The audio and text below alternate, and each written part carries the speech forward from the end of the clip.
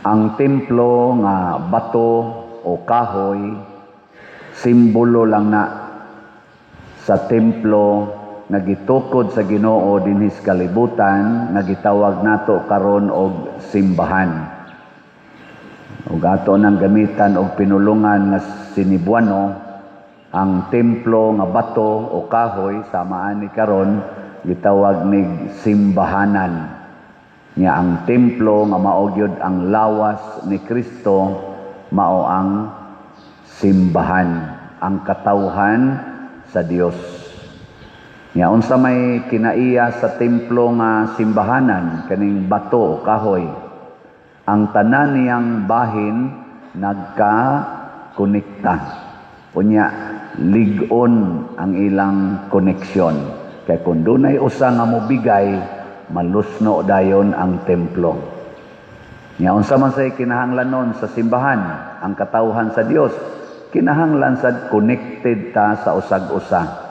Unya lig-on ang atong koneksyon.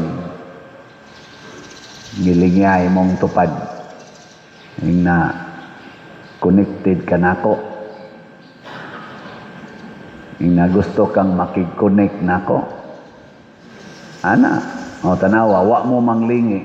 Sa to pa, haguka kaayo. Haguka ang atong relasyon. Yaon sa may mahitabo sa balay kung ang iyang mga dapat, ang sagbayan, ang atop, ang bongbong, duwa magka-connected. Huyuhoy las hangin, tumba na. Labaw na gyud og kaning uwan super typhoon, kani si uwan o kadto ba Castino baha. So ang lig-on ganing balay, gipang-irog mangani, gipangbungkag manganis ba, apil ng SM Konsolasyon. Mga subdivision, pangbungkag mangani is baha. Kining baha, kining bagyo, gidescribe sad ni nga mao ni ang gahom nga mubungkag sa simbahan. Mo nang niingon si Kristo, lig-una ang inyong pagtuo aron inig-abot sa mga bagyo baha, dili maunsa ang inyong balay, itukod gyud sa bato. Ana, ug unsa may bato, mao ang atong pagtuo diha ni Kristo. Matud pang San Pablo, magtukod tag simbahan. Ako nagtukod kog simbahan, pero magmatngon ta nga nahibalo ta kung kinsa gyud ang bato nga sukaranan, the cornerstone. Kay masipyat gani itagtukod, wa diha sa cornerstone, dili lig-on ang atong balay. Ug unsa may kinsa may cornerstone, mao si Kristo. Gilingi ana sad imong tupad ing natukod ka diha ni Kristo. Ing na kono. O natukod ka diha sa demonyo. Kay basin baya naa nagsukad sa demonyo ang atong katilingban. Basin ang atong panagtigom ang sukaranan ang demonyo. Og dinhi sa atong ebanghelyo naa ang timaan sa demonyo. Pag-abot ni Kristo sa templo, ang templo nahimong merkado, marketplace. O unsa may sentro sa market? Market ba? Unsay sentro?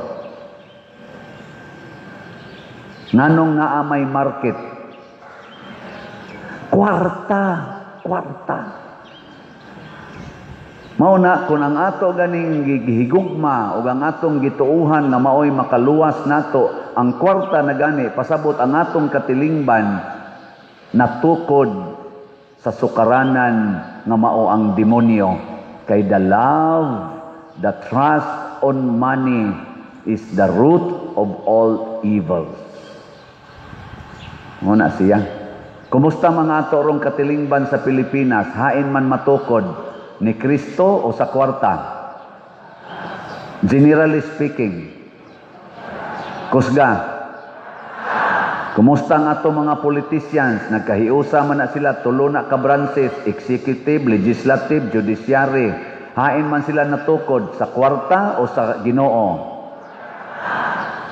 Kamong nagsigig-siyagit nga na kwarta sila natukod, hain man sad moron matukod sa kwarta o sa Ginoo? Klaro ang kwarta. Unsa may timailhan nga natukod tas Ginoo? Ang kwarta gamiton para sa kaayuhan sa katilingban ug pag-alagad sa mga kabos. Ug unsa may pamaagi nato ana dinhi sa atong simbahan? Kana mo na siya, ang slot. Ang slot. Ug tungod na ng atong slot, daghan ang kinabuhi nga atong natabangan, naluwas, napa-ospital, natukurag mga balay, natagaag mga bugas.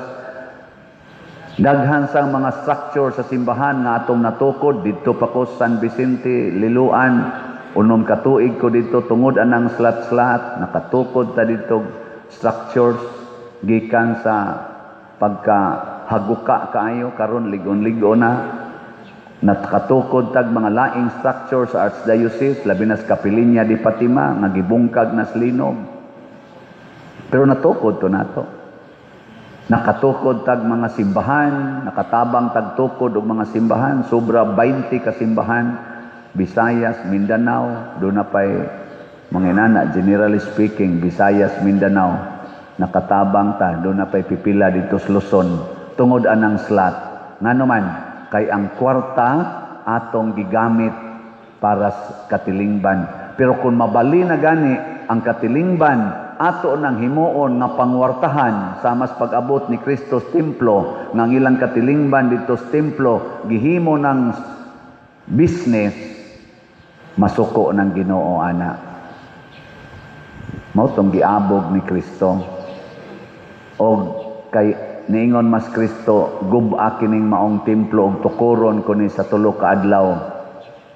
Ang iyamang lawas iyang gipasabot, pasabot di ay kada usa nato, matud pang San Pablo diri sa unang pagbasa, sa ikaduhang pagbasa, kada usa nato templo sa Dios.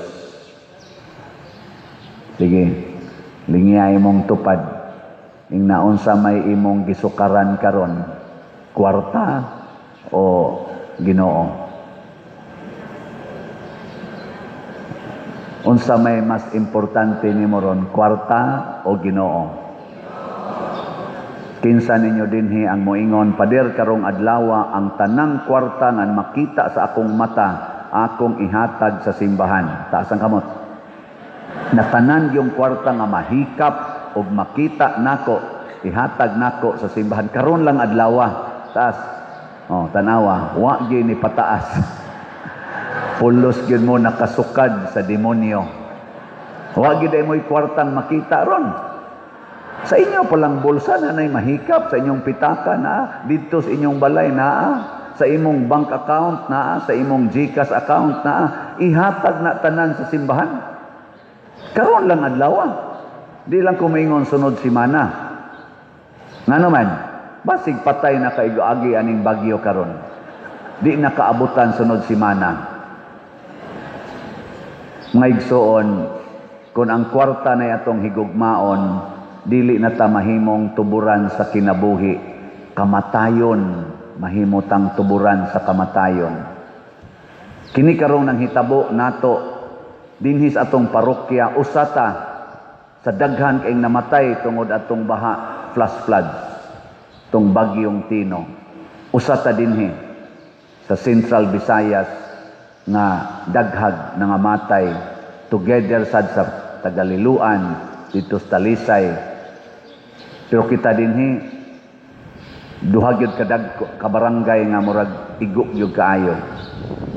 Nato dihang Mulaw, Kabadyangan. Di apagani diri Rosloyo sa atong simbahan ang usa ka pamilyahan nga hurot gyud kamatay, duha ka anak, duha ka ginikanan. Ambot nakita na ba ang mama? Oh, ang mama murag wa pa makit-eh. Ngano man na tungod na sa atong paghigugmas kwarta. Una, ang atong mga leaders Wa nila gigamit ang kwartas Pilipinas to secure the Filipinos against catastrophes. Gikurakot Hinoo nila ang atong budget sa flood control. Tungod sa ilang pangwarta, wa nila gisecure ang atong ecological setup, system. Gi-allowed nila ang illegal logging, illegal mining, illegal quarrying, illegal fishing. Nangaguba ang atong kalikupan. Gi-allow pag nila ang illegal settling diha sa mga river banks.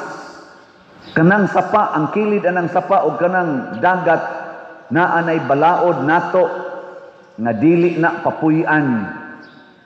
Pero gi-allowed.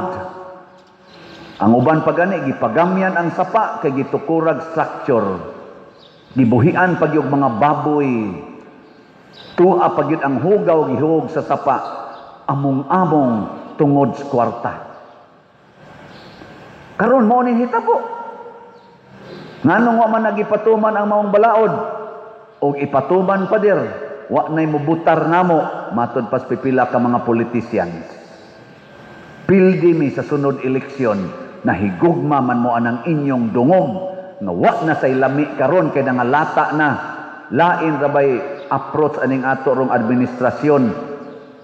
Imbis nga mag-atubang, maghisgot, ang sigihag hisgot o sigihag atubang, kining nga daot nga kinabuhi o mga kabtangan, ang hisgutan hinoon, mga ICC, ipadakop taning mga atbang natos politika, ana, mga impeachment, wa naman tang maghuna-huna, ana. Kanirong nangamatay dinhi, ang uban wa pa makit-i, daghan pang wa makit-i. Mao na itong hisgutan, mga mayors, governors, mga executive department, presidente, vice presidente, congressmen, mao ni atong hisgutan, hain na rin nga missing. Unsaon na to pagsagang kung naa na sa ilaing bagyo, kani karon inigagi aning uwan nga bagyo nga super typhoon sa Central Luzon. May unta nga mohisgot na unta gyud klaro og dili lang ibaliwala siging pangita og laing isyo aron lang gyud di mahisgutan kining grabing kadaot nato tungod aning flood control scam. Hisgutan ta ng flood control, susihon ta na nganong naingon ana. O sige, ingno na to global warming, climate change, gipamutol ng mga kahoy, nganong nangaputol mga kahoy, nganong nahimo man ang subdivisions ang mga bungtod, nganong nangaupaw man ang mga bungtod tungod anang quarrying. Ato nang hisgutan, mga executives, mga elected, gigastuhan sa kwarta sa buhis nato mga pobreng Filipinos. Billions ang atong gigasto sa inyong eleksyon. Nya karon di na mo muhisgot, dili ninyo na atubangon ang lapok na inyong pasad-pasad dinhi sa atong nasod. Natanawan na mga balay dihang gipangsud sa lapok. Sayon ba tan-awon? Hasta dinhi sa atong simbahan gisud sa tas lapok ug baha.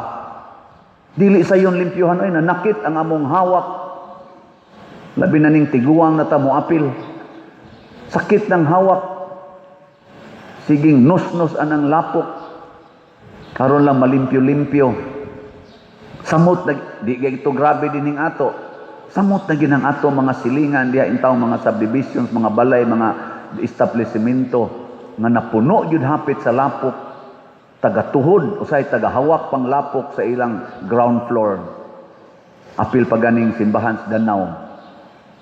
Ug labaw na gistanan, nangakalas kinabuhi. Nya dili ni nato hisgutan, magsige taghisgot anang impeachment, magsige taghisgot anang kinsay ipadakop sa ICC, kanang ICC nga miguba sa atong legal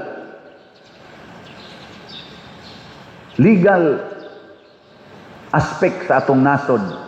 Kay sila naman hinoy masunod, di naman ang atong legal mga patakaran dinhi, ang atong konstitusyon. I-impose naman sa ICC nga dakpon gyud ang gusto nilang dakpon, i-arrest bisag way klarong arrest warrant. Ato na ron ang atong former president Rodrigo Duterte. Hangtod karon hapit na to tingali mamatay. Tuwa lang gyapon dito. Nya kana lang gyapon itong hisgutan. Karon nanasad breaking news, breaking news. Ang warrant of arrest sa ICC gipalabas na para ni Senador Bato de la Rosa. Ang right arm ni President Duterte sa iyang war on drugs. War on drugs? Sigihan na natong hisgot. Karon gabaha na ang drugas. Gabaha pa ang tubig. Kana hisgutan nato at present. Pero kung ang ato ganing sukaranan sa atong kinabuhi mao ang kwarta, di ta ganahan mo hisgot ani. Si Kristo ra gyud ang ganahang mo hisgot. Ayaw himuang merkado ang balay sa akong amahan. Ayaw himuang merkado or money-centered ang akong balay nga mao ang imong lawas. Do not use your body for money making. Mao ni subo kay palandongon mga igsoon, apil naming mga pari. Ang among lawas, ang inyong lawas, haguon natog maayo pagpangitag kwarta, dili pagpangitag Ginoo. Hasta mga tiguang na kaayo, galisod naglakaw, kwarta lang yapoy hisgutan. Gasakay nas wheelchair, di nakalakaw, kwarta lang yapoy gihunahuna. Kana na lang yung gamitan ni mos imong lawas.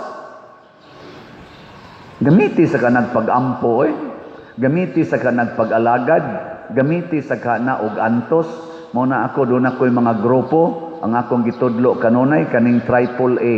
Wa ni magkinahanglag kwarta. Pero magamit na tong kwarta sa maayong paggamit. Unsa man ang AAA, nga mo'y atong gamitan gyud sa atong lawas.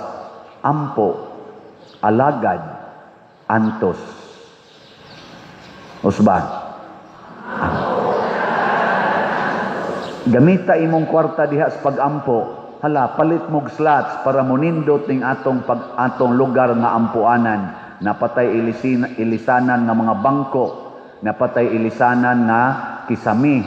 Napatay ilisanan diha tiwasonon nga kaning atong bell tower. Napatay adoration chapel na hinunay ni Dunit ana. Napatay himuonong CR mo expand pa ta dinhi. Napatay grounds nga naghitak tarungonon pa na nato ang atong simbahanan, ang atong ampuanan. Napatay altar nga usbonon, kung mahimo usbon tani, ilisan tanig arang-arang. Di ba? Ampuanan aron maayo ang atong pag-ampo. Hala, gamitan ng inyong kwarta, palit mog slot.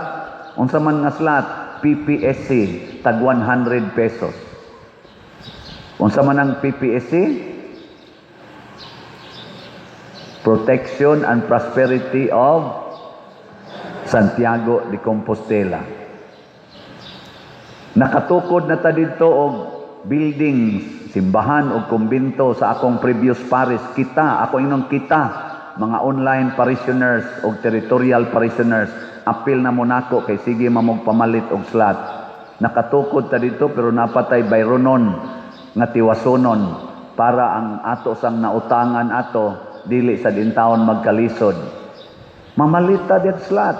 Kay mauna ang atong simbahan, ang atong giutangan nga mo'y nakatukod atog nakapanindot ana dihang San Vicente Ferrer Parish.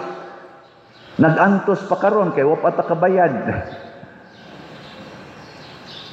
Sila ang simbahan nga mingtabang nato, ni pautang nato. Atong sang tabangan, mao na ang ato sang slot ani kining grace. God's rewards and complete elation. Grace. Tag 100 pesos ra gid ni. Nya para sa mga nangamatay natong simbahan o nangadaot nga mga simbahan sa Linog o karon kaning bagyong Tino, nya nasay bagyong Uwan, kining atong pag-respond sa calamity naa sad tay slot na DPR, Divine Powerful Response. Tag 100 pesos. In short, 300 pesos ang atong minimum slots. Tulo ni ka slots nga dunay ipahiluna sa simbahan. Mauna ni ang atong service or alagad. Tulo ni kabuk atong alagaranan, ang Grace, ang PPSC, o ang DPR. Gi-memorize ako no be? Ingna Grace, PPSC, DPR. 300 pesos. Nakay 300 pesos diya. Naawa. Ayaw pamakak. Ipalit na karon og slot. Karon. Kay wa nay siguro maabutan pa kaugma. Imo nang ipaayos imong balay, sudlon ra nagbaha. Imo nang ipalit og sakyanan, anuron ra na, ipail ra nas baha dito atong kilid sa mga karsada. Ayaw kay palabi ana. Ang simbahan ang atong igon aron protektahan ta sa Ginoo. Mao na ang alagad. Ingka padiroy mahutdan tas kwarta. Mao na ang gitawag og katapusang antos. Mag-inantosay ta. Karon grabe atong pag-antos. Mag-inantosay ta pagpalambo sa simbahan aron ang Ginoo sa iyang way sukod nga gahom panalipdan taniya sa grabing pag-antos dinhis kalibutan o didto sa impyerno. Kung ang Ginoo na gani mo'y atong antusan nga mao ang simbahan, ang baw sa Ginoo ni ana mga igsoon, kalinaw, kalipay o kalambuan. Maubit ang atong simbahan, human sila gipangpatay, gipangmartir, karon nilambo niabot nag billions ang followers sa Catholic Church. Kay matod pas unang pagbasa, kining maong templo mag-agas ang tubig ani ug magsigi ra gid nig pamunga ang mga kahoy ug ang mga isda. Magsigi ra jud kabuhi aning tubiga. Unsaon pagtubod sa tubig sa templo sa Dios kung kitang katawhan maghinatagay sa atong mga kaayuhan. Dinis ato, mauning atong slat-slat. Dito sa uban, naasa na ilaing pamaagi. Si Bishop Abit Oy, naasa siya pamaagi. O ang ato sa dinhing natigom, ato sa ning tabang ato niya. So karong Domingguha, karong misaha, hangyoon tamo, karong Domingguha, palit mog slat, kada usa ninyo, 10 minos tag sa kaslat, sa tulo na to kaslat, 300 pesos. Ang atong offering nga dili unta mo grabe kay karon ra bagyong Domingguha mo landfall si Uwan. Ginoo muhatag ni aning slot. Hinaot unta bisan di mitakos imo ming panalipdan niining grabing bagyo. Panalipdi ang among mga igsuon sa Central Luzon. Pinaagi sa among pagsakripisyo pagpalit aning slot. Ug gamiton sa dinamo para sa imong simbahan. Kay pista maros imong simbahan ang basilika sa Litran ug basilika sa simbahan sa tibuok kalibutan. Tabangi taon mi. Kay di na sayon ang among kahimtang karon nga mga Pilipinos. Nakakita na kaniini.